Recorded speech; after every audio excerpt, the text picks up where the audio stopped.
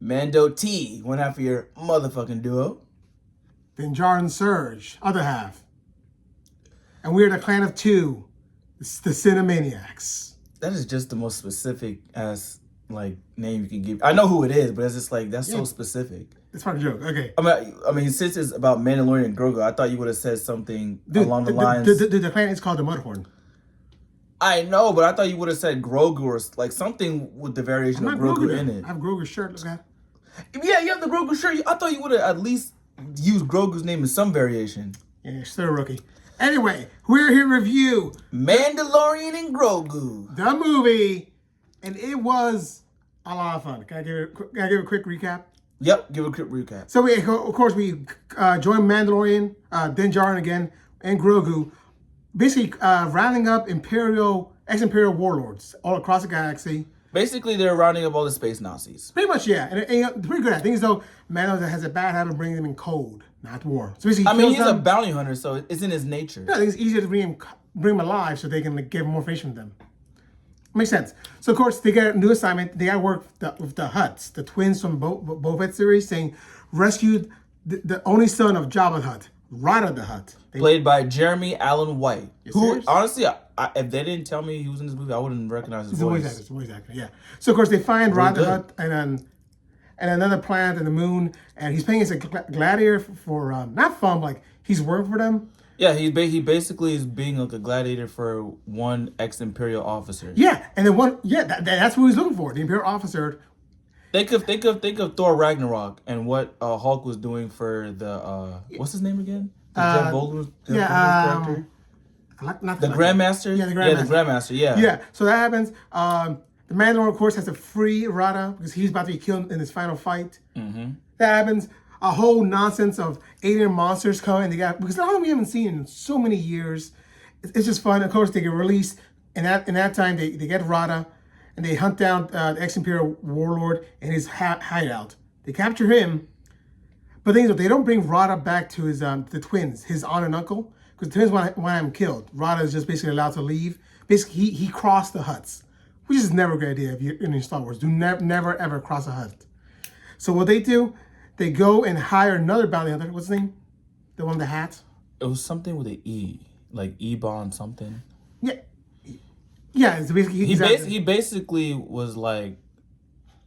well, actually, no, not really, because I was going to say... we saw him in the Clone Wars for a bit, too.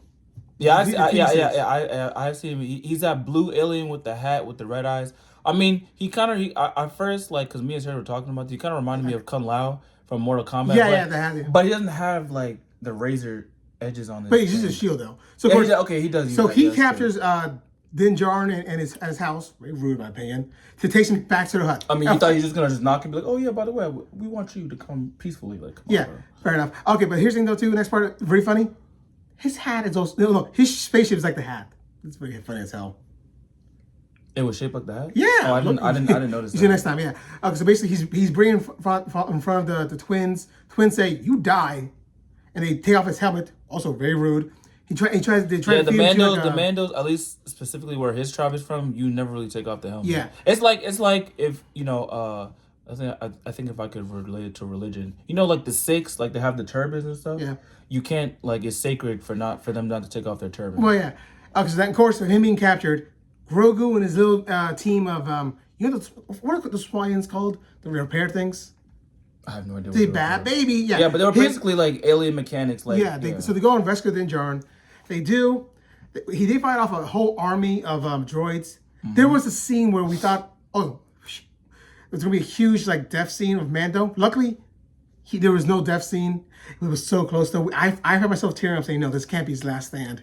I ain't gonna lie. I thought that when he got poisoned by that big Loch Ness monster, when he was at the Hutt's place and we were trying to escape, I thought he was good as dead. Yeah, but no, of course we see Grogu nurse him back to health with the Force. He made a little hut for Din to recover in, and again he gets like a treatment plan from an old hermit in that planet because they have a whole new hut plan here to where they hide out basically, and it worked out.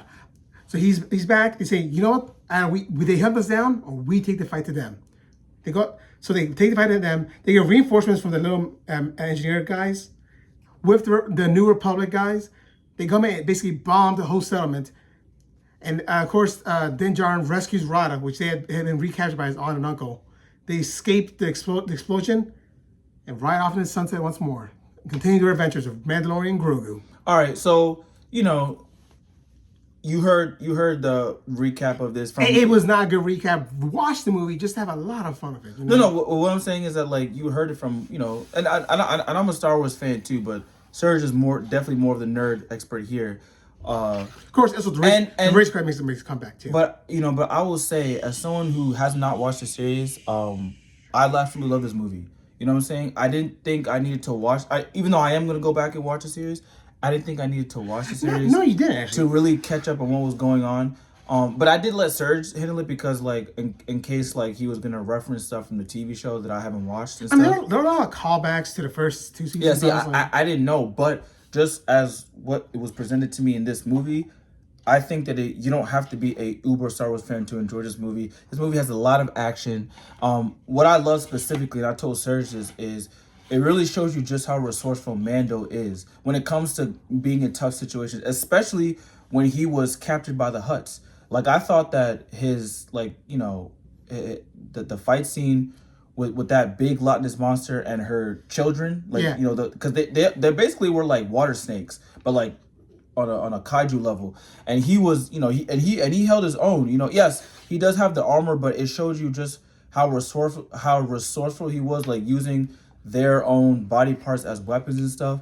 And then also, this movie has a lot of heart.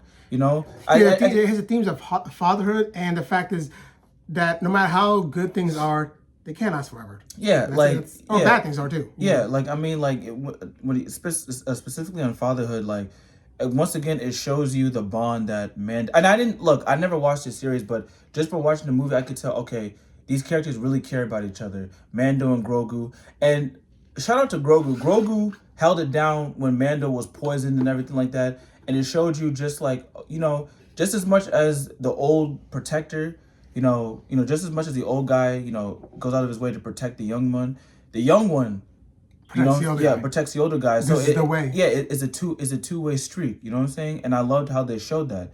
How they really work as a team. Also, the humor was very funny. It was put in spots that was necessary. Yeah. Because when the movie does get heavy and emotional, they do bring in the humor, which again it levies the emotional stakes in this movie. Which is a good thing, because at the end of the day, this is supposed to be a feel-good adventure movie, and they definitely captured that in spades. Yeah, I think it's a feel-good adventure movie that I feel like doesn't really have much bearing in the franchise overall. It's fun, but if there is like just a couple episodes of season 4 crammed into one movie. Like I said, maybe when I watch the series, I'll probably see what he's talking about in terms of just like all the callbacks.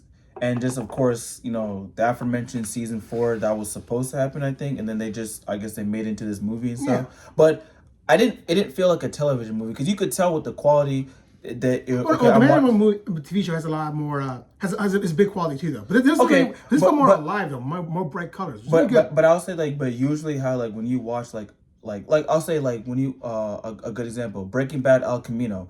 That definitely felt like, okay, it's made for television. It wouldn't be, even though they did show it in theaters, it definitely had that television quality. This one did not have that. It had a big budget to it and everything like that, and it was worth it. They mixed the practical effects along with the CGI, which is always the best way to go. One of my favorite characters was a character voiced by Stephen Blum. Who's that? Oh yeah, Zeb. Zeb made an appearance too. Yeah. Yeah, there's this alien in this movie. He's like a friend of Mando, and he's also the pilot of their ship. He's also a star from Star Wars Rebels, the TV series. Yeah. Okay. So he's a big part in that. Yeah. So he's from another TV series. He was badass and everything like that. Sigourney Weaver, for the time that she was in there, she was great. Ripley from Aliens. Yeah. But basically, she was basically. Well, actually, I won't even say that, because like.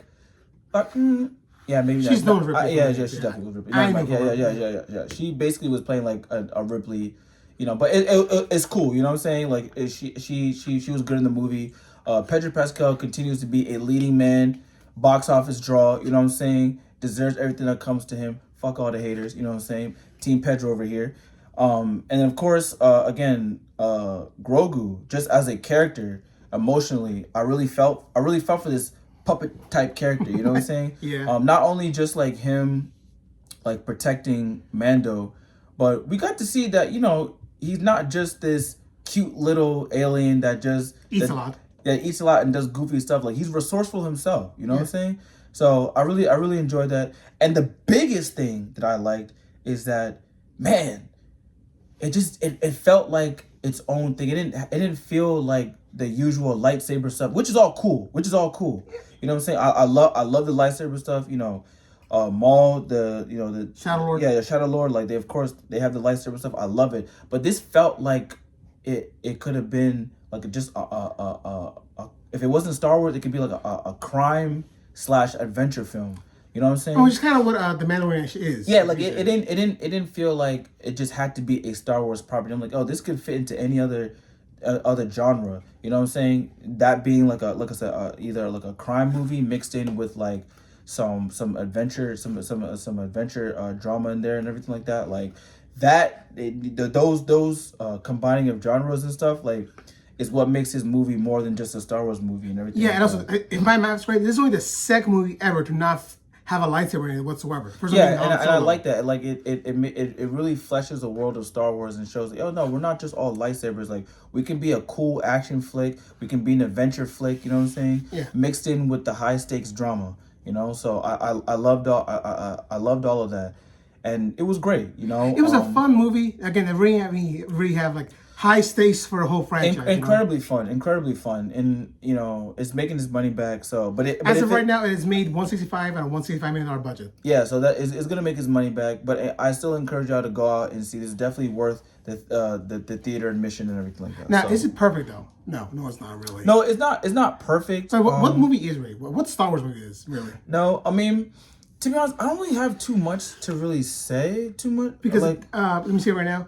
Look, much I love the movie. Neither Grogu and Din Djarin really had any character development because we saw Grogu is responsible by himself in the TV series. Right. Din Djarin is close to his little guy Grogu, and he would die and kill for him. I've seen that already, but happen more times. I do feel like. Because, again, I really enjoyed this movie a lot. I don't really have too much issues about it. Very fast-paced. But, again, it felt like it was just several episodes of a TV series crammed to one. Bless you. Excuse me, yeah. But, if I were to have a criticism, I'm trying to think, because I honestly, I don't really have too much to say, because I really enjoyed it. And maybe those criticisms will come when I watch. Hold up. God damn, allergy season. But yeah, maybe those criticisms will come once I watch the series. But I'm trying to think. Was there anything that I really like? I got a few criticisms right now. Okay, from the series again. Look, as much as I love the Razor Crest, the fact that he got another one again feels like he's just going back to the basics again. He evolved with the Naboo Starfighter, the one that he rebuilt with his engineer friend. Yeah, look, that was cool. Again, he got it back. It shows that he knows how to drive. He knows how to make a pile of junk look super cool. But the thing is, though, it's he's just going back to how he was before. He got a similar weapon for it with the long disintegrator gun. If there's anything, it's really like a nitpick. I wish I got to hear more dialogue from the assassin dude, the one that was hunting down Mando and Grogu. Yeah. And he was hired by the Hutts. I guess I wish I got more dialogue from him, but I felt like, I felt like, in terms of just how the story went, I got everything I needed. Yeah, true. You actually is an anime. This is like an OVA basically, or like just an anime TV movie. It's cool, but in terms of plot, it really doesn't really move anything in the franchise. You know what I mean? Actually, no. Potentially it does, because potentially. Mandalorian and the New Republic killed dozens of Hutts, which will definitely interfere with their power later on. Because the Hutts only for tons of years. Well, I do feel like this will have some bearing in future installments. You know? But we only have 2 confirmed deaths of the twins. We don't know about maybe dozens escaped otherwise, but we don't know. All right. Well, what would you give your rating? I say this as a big Mandalorian Star Wars fan, a high basic. Well, I disagree. Because I really love this movie a lot, And I can't really find anything that I just didn't dislike. It was a good movie. It was a fun movie. It was action, adventure. Yeah, but like I felt like it did. I feel like it did everything that I wanted it to be. Honestly, I'm gonna give it absolute cinema, man. Really? Yeah, I really enjoy this. Now, I really have to finish the series. And look, my opinion could change when watching the series, but I just saying as a movie as itself, I love this movie. Okay. I respect your opinion. I felt like everybody got the necessary shine that they needed. I'm gonna change my premium now because you're right, man. Yeah, I feel like the characters were in it when they were supposed to be.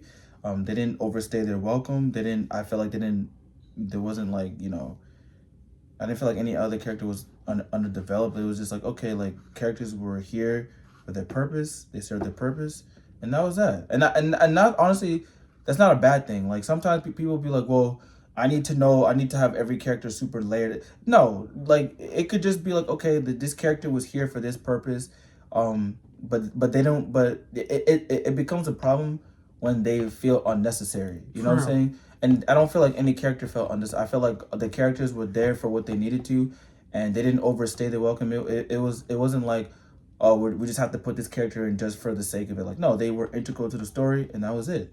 And they came and went, and I'm happy with that. And I like the effects. I like how they mix practical, which I think every Star Wars property should have. You gotta have like the original like puppet practical stuff with mix of CGI, right? Like make it better. Yeah, mix because again, it really makes the world feel lived in. So yeah, absolute cinema for me. Okay, yeah, and here's what I'll add too.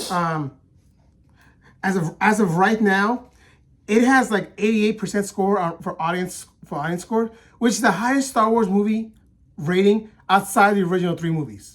So it has beaten Han Solo, obviously, the entire sequel trilogy, and I felt like Solo. I felt like this movie and Rogue One. It beat Rogue One. I felt like good job. I felt like this movie should have been what Solo should have. Well, no, Solo should have been what this movie was. Yeah, a little bit more. Right? I get you. But before we head out, though, I got the fun surprise, not just a shirt. I mean, this man has a whole memorabilia. I was supposed to bring a poster, but I couldn't decide between that and the Mortal Kombat poster. So okay. And then I was supposed to be like, okay, let me get the Mando mask. Didn't get it in time, so. This man. All right, first off, we got Grogu season 3. Look at him. Is he still in his chair? In fact, he got his chair back too for a while. That's fun too. I said if there's because for most of it, he just clings to Mandalorian's back, which is fun. I said if there's any violence, the Grogu or the little mechanic people, I was gonna riot. Yeah. Next, this is like a season 2 Grogu. Check it out. On a speed racer or speeder bike. So at some point, he's gonna have to have somebody teach him how to use the Force. Well, he doesn't use the Force. Just like a basic understanding of it, because he was taught by Luke Skywalker for about 2 years, and Ahsoka taught him some stuff too. Okay, but he's gonna need another master to really hone in. There's Boba Fett's. And he doesn't want to be a Jedi right now. He wants to be with the Mandalorian. No, but I'm saying later down the line. Oh, yeah, true, maybe, but that's for later. Okay, and this is the season 3 Boba Fett one. He's on the Starfighter with Mando. Look, he's waving. See, he's waving. Again, now Mandalorian has 2 spaceships to his name. I ain't gonna lie, it kind of felt like a Spielberg movie in a little bit.